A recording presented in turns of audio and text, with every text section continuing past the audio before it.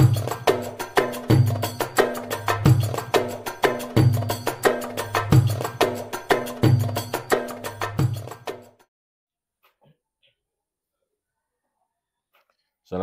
warahmatullahi wabarakatuh. Bismillahirrahmanirrahim. Rabbi shrah li sadri wa yassir li amri wa hlul 'uqdatam min lisani yafqahu qawli. Subhanaka la ilma lana illa ma 'allamtana innaka antal alimul hakim. Amma ba'd. Qala al-musannifu rahimahullahu ta'ala wa nafa'ana bihi wa bi 'ulumihi wa bi asrarihi fid dharain amin. Kitabu adabil ulfah wal ukhuwah was suhbah wal muasyarah ma'a asnafil khalqi. Fadilatul ulfati wal ukhuwah, keutamaan rasa saling menyayangi, mengasihi, wal ukhuwati, dan keutamaan membangun persaudaraan, ukhuwah. Ya'lam, ketahuilah, annal ulfata, sesungguhnya sifat ulfah, sifat saling menyayangi, saling memberikan kasih sayang, melindungi. Annal ulfata iku samratu husnul khuluqi, buah dari bagusnya budi pekerti.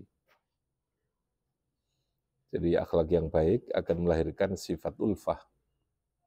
Ya. Sebaliknya, wan nifaqu utawi kemunafikan, wan nifaqu utawi munafik iku samratu su'il khuluqi, buah dari buruknya budi pekerti. Jadi akhlak yang buruk, ya, akhlak yang buruk itu namanya akhlak mazmumah, itu akan melahirkan kemunafikan.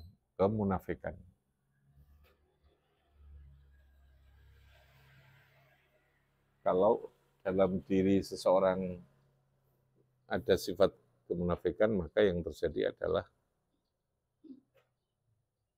hal-hal yang buruk gitu ya. Mulai dari adanya khianat, mulai dari tidak pernah punya komitmen, ya. Lalu kemudian suka berbohong gitu ya. Itu lahirnya adalah dari kemunafikan. Yang kemunafikan itu lahir dari su'il khuluq, ya, budi pekerti yang buruk. Fa husnul khuluqi, maka utawi bagusnya budi pekerti. Iku yujibu, mewajibkan, menetapkan atau mengakibatkan at-tahabba, ing adanya saling mencintai. At-tahabba, ing saling mencintai, wa ta'allufa, dan saling menyayangi, sama bersama ta'alluf. Wa tawafuqa, lan saling punya kesepakatan. Tawafuk itu duweni kecocokan, ya. Tawafuk mempunyai kesamaan, punya kecocokan. Sebaliknya wasu'ul khuluq iku yusmiru, bisa berakibat membuahkan. Kalau tadi yujibu, ini yusmiru. At-tabaghudha, ing saling membenci, saling marah. At-tabaghudha, ing saling marah. Wat tahasudalan, tahasud saling, namanya sifatnya musyarakah. Wat tahasudalan saling hasud. Wat tadabur, lan saling menghindar. Wat tadabur, lan saling tadabur. Tadabur itu saling ungkur-ungkuran, membelakangi, ya. Ora gelem madhep, ora gelem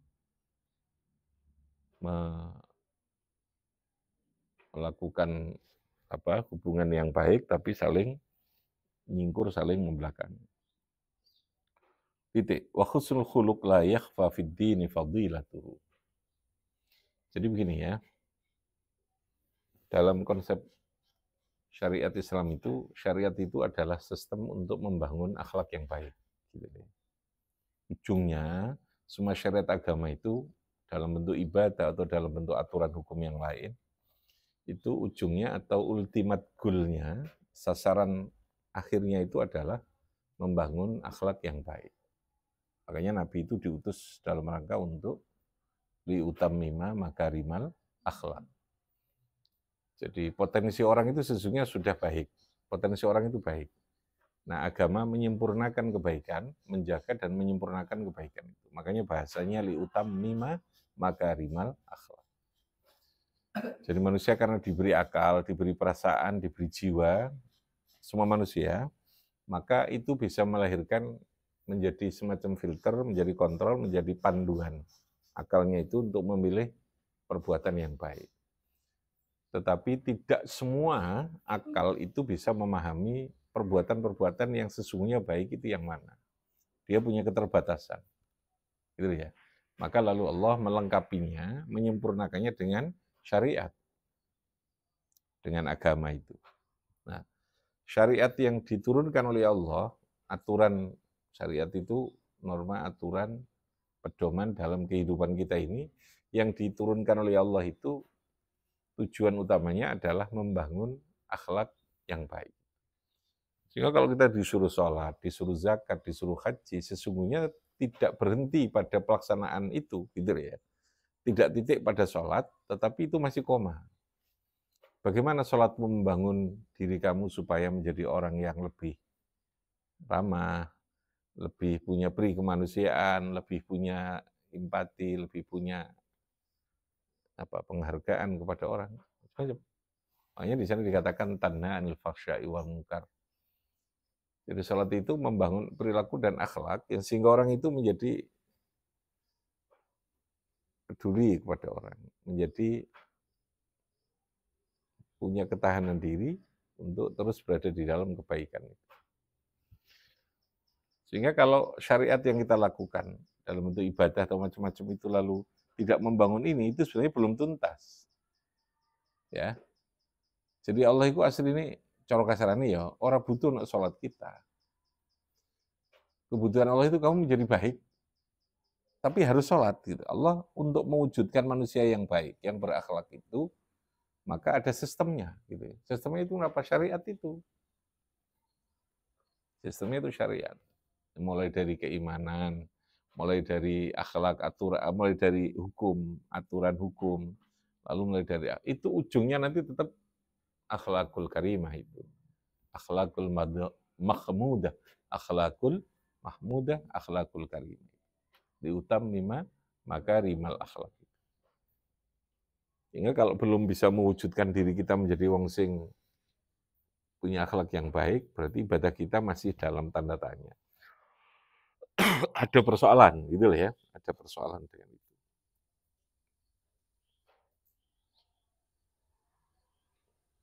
Sehingga luar biasanya agama di situ. Maha bijaksananya Allah itu di situ. Kenapa kita harus berakhlak baik? Ya karena kehidupan kita diciptakan dengan kondisi di mana kita butuh semua orang itu atau butuh kehidupan dengan akhlak yang baik. Kita kan nggak bisa hidup kalau tangga kita ini resek terus gitu ya. Dia suka mengganggu, suka menyakiti, kita ketemu orang menjengkelkan, sekian nggak bisa. Gitu. Maka lalu Allah membuat syariat yang syariat itu membangun sebuah kepribadian karakter yang baik. Makanya tahapan awal itu fikih dulu, fikih itu syariat. Ketika kita melakukan proses pembentukan diri itu, harus ada normanya. Norma itu dalam batas yang secukupnya, jangan berlebihan. Gitu ya. Norma itu untuk membuat sebuah ikatan agar supaya kita terarah. Ada sesuatu yang memaksa, yang melatih seseorang untuk memaksa melakukan kebaikan. Sampai nanti ketika dia sudah kebaikan itu menjadi sesuatu yang menjadi habit dia, menjadi sesuatu yang berkarakter dalam dirinya, itu hampir norma itu nggak dibutuhkan. Meskipun itu harus kita lakukan. Ya. Jadi jangan kok terus wis akhlak karo wong apik, aku kan sudah baik hubungan dengan manusia, hubungan Allah juga baik. Untuk apalagi saya masih harus sholat. Itu hanya persoalan ritual, ya tidak boleh. Karena potensi orang untuk terjadinya apa istilahnya penyimpangan atas sebuah fitrahnya itu sangat besar sekali. Karena itu dijogo, menjaganya dengan sholat, menjaganya dengan ibadah. Ben iling nak Gusti Allahnya seperti itu. Oke ya. Sehingga saya katakan untuk apa syariat oleh Allah diturunkan kepada kita untuk membangun agar supaya manusia ini berkepribadian, berakhlak yang baik. Ya karena kita ini konstruksinya atau dimensi kehidupan manusia itu diciptakannya dengan dimensi yang campur-campur tadi itu gitu ya. Ada nafsu, ada ambisi, ada ego, ada benci, ada cinta. Ada target kehidupan kita, ada kebanggaan, ada kebencian, ada perasaan galau, ada perasaan Allah. Itu cuma campur aduk kabeh gitu ya. Ini kalau tidak di-manage dengan baik sesuai dengan ketentuan agama ini beresiko untuk dirinya maupun untuk orang lain. Itu yang saya katakan kemarin, jadi manusia itu memang sudah ruwet. Gitu. Diciptakannya dengan dimensi yang sangat kompleks. Itu. Maka kompleksitas itulah yang oleh Allah lalu diberikan panduan namanya syariat. Oke. Wa husnul khuluq la yakhfa fid din fadilatuhu. Utawi bagusnya budi pekerti iku la yakhfa tidak samar fid dini di dalam agama apa fadilatuhu keutamaannya husnul khuluq. Wa huwa utawi fadilah atau wa huwa utawi la yakhfa fid din fadilatuhu iku alladzi madakha alladzi sesuatu barang madakha yang memberikan apresiasi pujian sapa Allah subhanahu nabiyahu ing nabine Allah alaihi salam idh qala nalikane dawuh sapa nabi wa innaka la'ala khuluqin azim wa innaka satemene sira Muhammad ini Allah yang dawuh iku la'ala khuluqin yakti ing atase budi pekerti azimin kang mulia yang gede. Wa qala lan dawuh sapa Nabi sallallahu alaihi wasallam aktsaruma yudkhilu aktsaruma utawi akeh-akeh barang yudkhilu yang dadekno masuk yudkhilu yang memasukkan apa makna saing menungso al jannata ing swarga iku taqwallahi wa husnul khuluq yaitu adanya taqwallah wa husnul khuluq. Wa qala nadawu sapa Nabi sallallahu alaihi wasallam buistu saya diutus buistu dan utus sapa ingsun liutamima supaya menyempurnakan sapa ingsun mahasinal akhlaki ing pira-pira budi pekerti yang baik. Oke ya, itu pentingnya orang punya budi pekerti yang baik. Ya sama, semua proses tarbiyah pendidikan, taklim ya, pembelajaran yang kita lakukan itu pada ujungnya adalah membangun akhlakul karimah itu. Jadi bukan sebatas kognitif ya, bukan sebatas pada tingkat yang sifatnya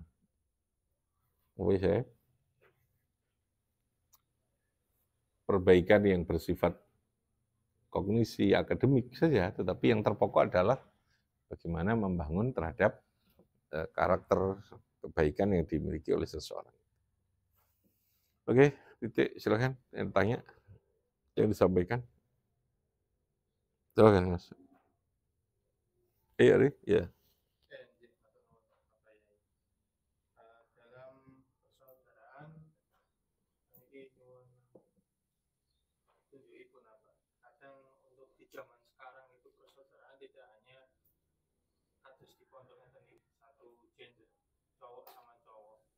Ada cowok sama cewek, itu batasannya itu seperti apa?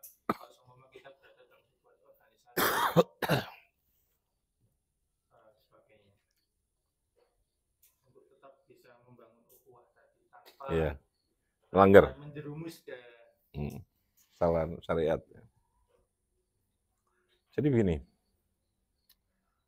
syariat itu ada membuat batas ya, dan batasan itu sesungguhnya adalah untuk menjagani atau untuk memastikan bahwa semua pola hubungan atau interaksi yang dilakukan itu tidak akan menimbulkan masalah.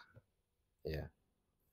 Jadi sekali lagi keyakinan kita semua syariat agama itu baik dalam interaksi apapun ya, apakah interaksi yang berkaitan dengan pola hubungan nyambut gawe, bekerja, pola hubungan yang berkaitan dengan persoalan politik, budaya, pola hubungan yang berkaitan dengan persoalan keilmuan, pendidikan, semua syariat yang mengatur dalam agama itu pada dasarnya adalah untuk mengeliminasi, menghilangkan, mengurangi terhadap potensi kemungkinan terjadinya problem, persoalan, pensalahgunaan, yaitu gangguan yang terkait dengan pola hubungan itu.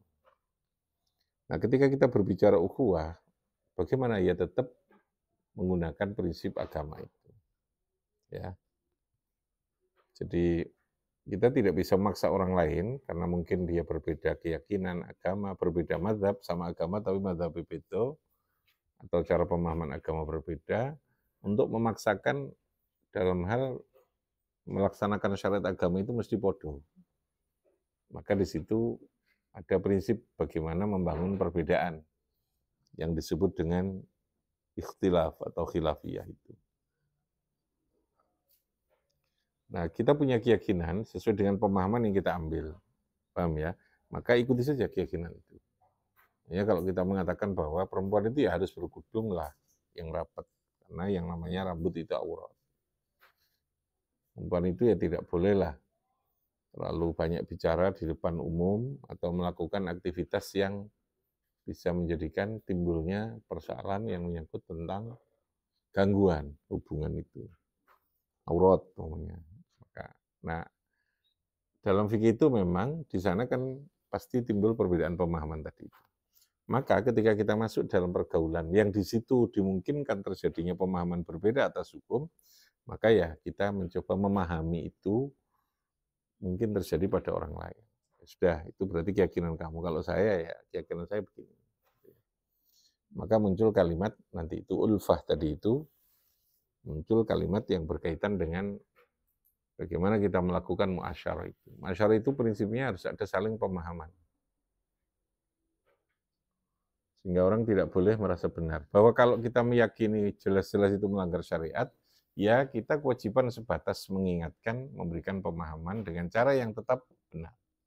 Selebihnya dia mengikuti apa tidak, itu tidak lagi menjadi tugas kewajiban kita. Ya, tidak lagi menjadi tugas kewajiban kita. Sehingga tetap kita memahami batas-batas yang harus kita emban dalam beragama itu seberapa.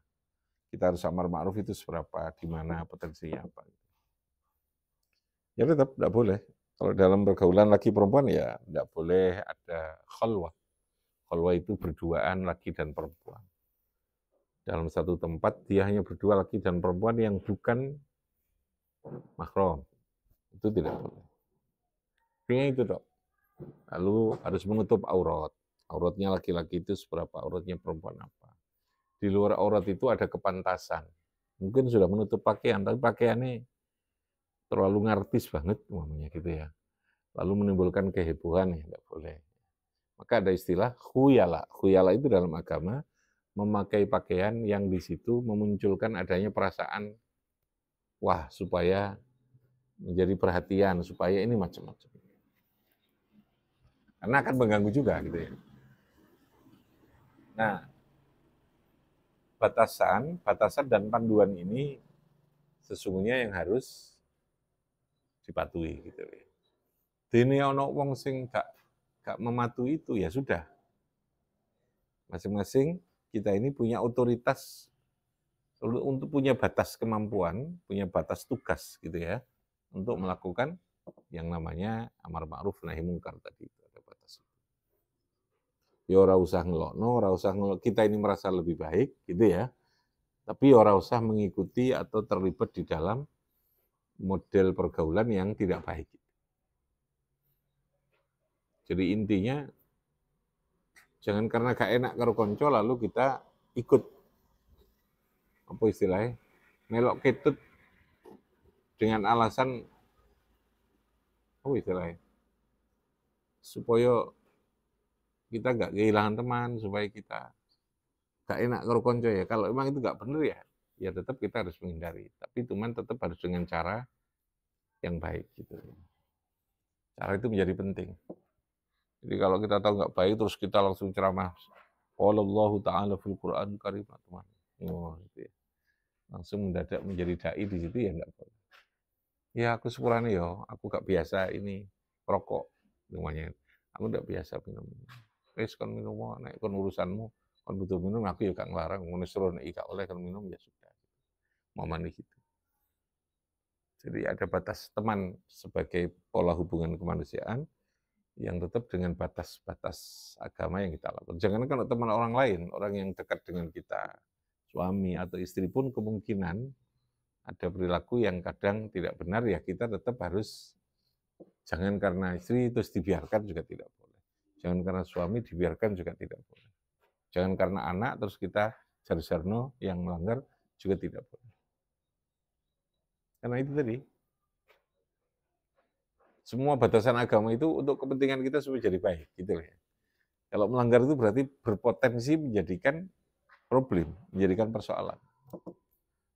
Ya, keluar dari batasan agama itu pasti berpotensi menimbulkan apa? Problem, menimbulkan masalah itu.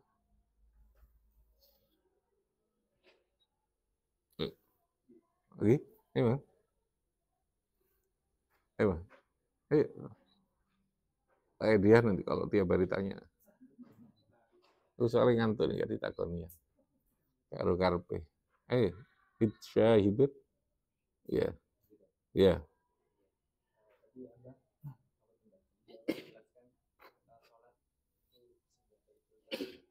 Ah.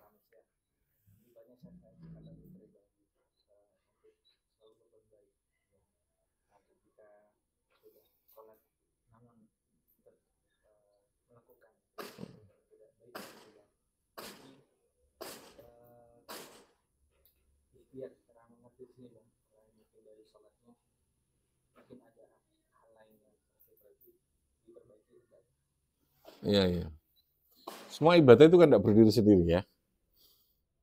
Judulnya haji, tapi haji itu kan keterkaitan dengan persoalan biaya yang baik, ya toh? Terkait dengan keluarga, terkait dengan perjalanan. Ya. Jadi ibadah itu tidak bisa hanya jujuk nonggone bentuk ibadahnya. Ya, makanya kan noto sebuah syariat atau perilaku apa beragama itu harus utuh. Harus utuh. Salat yang tidak fungsional bahasanya, salat yang tidak berfungsi dalam satu sistem untuk membangun kehidupan seseorang, itu berarti ada persoalan di bagian-bagian unsur itu. Mungkin makanannya tidak benar, mungkin niatnya tidak benar, gitu lah ya. Mungkin ilmunya tidak cukup untuk itu. Ya, orang untuk betul-betul sempurna itu kan perlu ilmu yang cukup, perlu ilmu yang sempurna juga. Tidak cukup ilmu, perlu keyakinan. Paham ya? Salat yang ingat mati itu jauh lebih dengan keyakinan bahwa hidup saya itu belum tentu nanti saya bisa salat lagi. Mungkin akan jauh lebih membangun kita untuk ingat pada Allah ya. Salatnya lebih bisa khusyuk. Tapi nak salat kita ini merasa bahwa kita ini masih panjang, kita masih punya agenda ini, masih punya ini. Ya, boleh orang punya agenda itu. Ya. Tapi tidak boleh lalu kemudian dia melupakan bahwa segalanya Allah yang menentukan. Itu deh maksud saya begitu. Tentang batas-batas waktu dan kehidupan. Jadi sekali lagi kalau orang sholat itu tidak berfungsi, satu,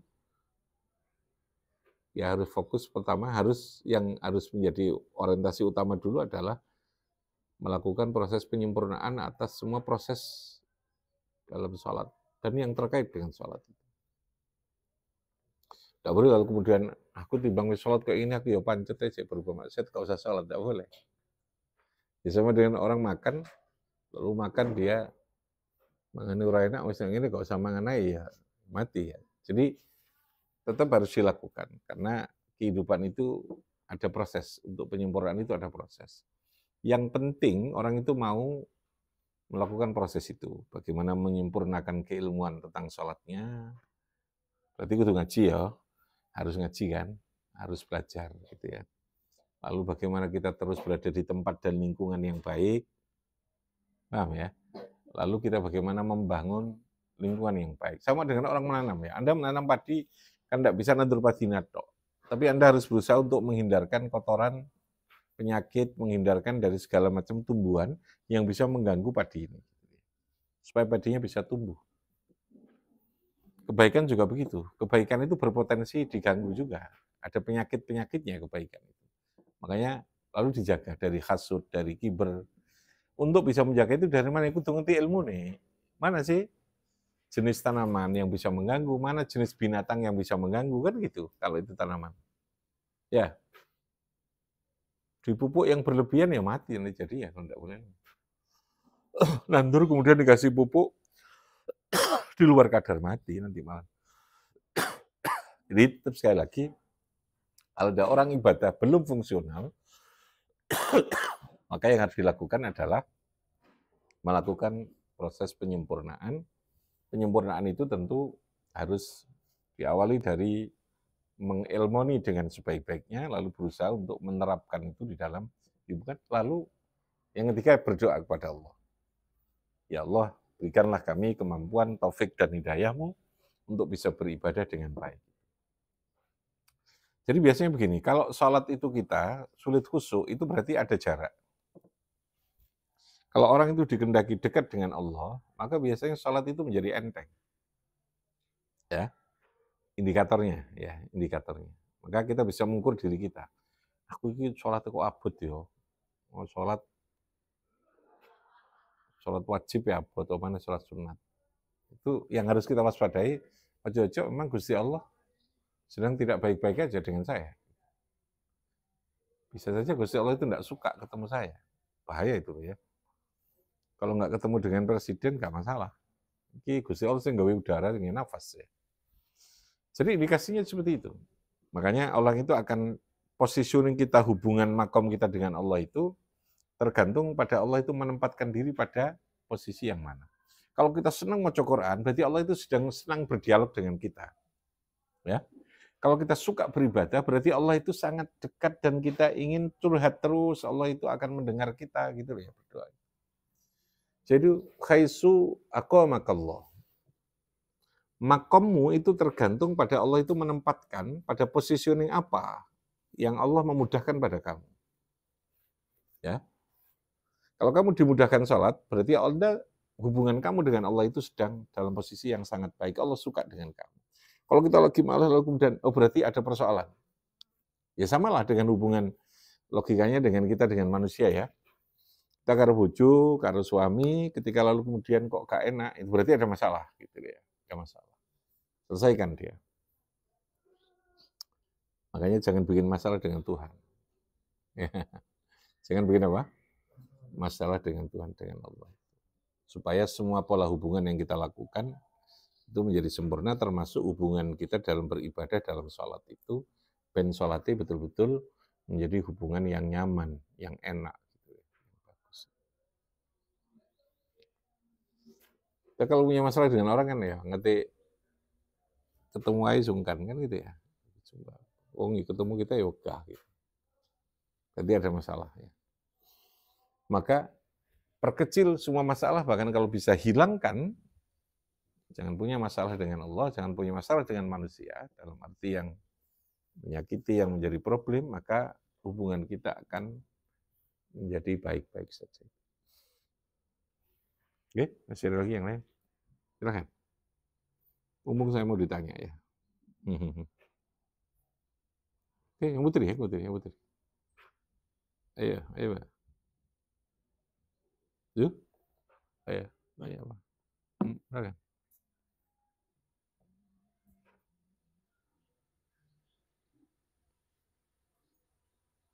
Ada lagi yang putra, ya kan? Satu lagi. Masih jam 5:30 ini.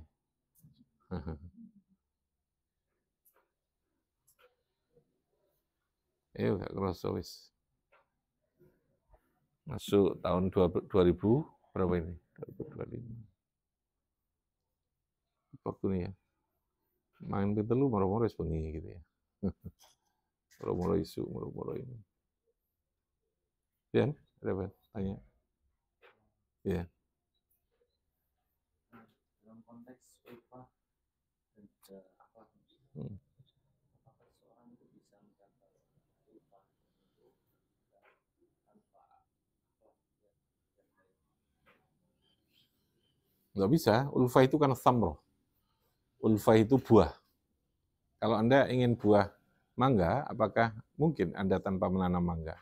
Berarti gitu ya. Enggak mungkin ya. Kecuali beli ya. Ya, artinya nek kepingin diri kita ini berbuah baik, membangun kasih sayang, membangun saling punya toleransi, bisa memahami orang, maka karena ulfa itu menjadi bagian dari akhlak tadi itu. Ibaratnya itu salah satu bentuk wujud daripada akhlak itu adalah terbentuknya sifat ulfah tadi. Pokoknya akhlak apa itu biasanya ya gak mentalanan, gak tegoan, ngomongnya mesti halus gitu loh ya. Karo wong gak curigaan, bahkan hati ini. Jadi sebenarnya begini, membangun akhlak yang baik itu kembalikan pada tetap keyakinan basicnya, keimanan. Hidup kita ini apa sih? Ya seperti saya katakan kemarin, karena kita ini terlalu merasa memiliki dan merasa punya otoritas, itu terkadang yang menjadikan kita sulit untuk membuat jarak. Sulit untuk membuat jarak dari sesuatu yang kita miliki, yang kita cintai. Ya. Kudu apik, kudu tak cekel iki ngonku. Cobalah kita berkeyakinan bahwa ngonku iki sakjane titipan, gitu lah wong Jawa ya. Iki aku duwe iki tapi sakjane ya dudu aku, Gusti Allah sing ndadekno duwe iki. Itu mamane ya. Mana saya katakan bahkan jiwa kita, nyawa kita pun sesungguhnya diri kita ini milik Gusti Allah. Jangankan kok yang berupa benda, harta, jabatan, ya toh? Jiwa kita pun miliknya siapa? Gusti Allah. Jangankan berupa yang namanya anak, yang namanya kekayaan, berupa jabatan. Diri kita pun itu loh milik Gusti Allah. Tapi secara fikih normatifnya kita diberi hak milik, gitu ya. Diberi, kalimatnya ya. Diberi milik. Nah Allah itu adalah malikun mutlak. Maka semua bagi Allah itu milkun mutlakun, milkun tamun. Nah manusia tidak. Secara akidah, bahwa kepemilikan kita ini adalah yang diberi milik. Ya, bukan pemilikan yang asli. Yang asli itu, pemilik asli siapa? Gusti Allah. Manusia iki ora. Sehingga karena bukan asli ya, sewaktu-waktu dijikik sing ngekeki ya panjen bukan milik kita gitu loh ya. Kita hanya diberikan batas legalitas. Legalitas itu fikih, ya. Legalitas itu hukum bahwa ini milik kita, kalau kita sudah jual beli jadi milik kita. Apakah itu milik yang secara mutlak? Tidak, karena Allah bisa mengambil tiba-tiba menjadi hilang, menjadi rusak. Ya, itu tidak tahu. Berarti akan terjadi hilang. Nah, kalau itu kita menyadari dengan keyakinan begitu, maka sesungguhnya insya Allah ya Kak, medit-medit teman ya. Kalau kita memahami bahwa kita punya ilmu nih, sing kayak ilmu ya Gusti Allah, insya Allah gak sumung-sumung teman. Jadi basisnya tetap apa? Akhlak. Basisnya akhlak itu apa? Iman. Apa? Iman. Keimanan yang benar, keimanan yang kuat, lalu akan mewujudkan sebuah perilaku. Perilaku itu akan bercabang-cabang termasuk ulfah tadi. Suhbah, ulfah, muasyarah, itu samrah. Samrah itu efek. Efek dari keyakinan yang kita bangun tadi, lalu kemudian dari syariat yang memberikan panduan untuk kita menjadi baik. Nah, uang akhlaknya api ya otomatis dia tidak bisa membangun ulfah itu. Ya ulfahnya tentu ulfah yang tidak baik.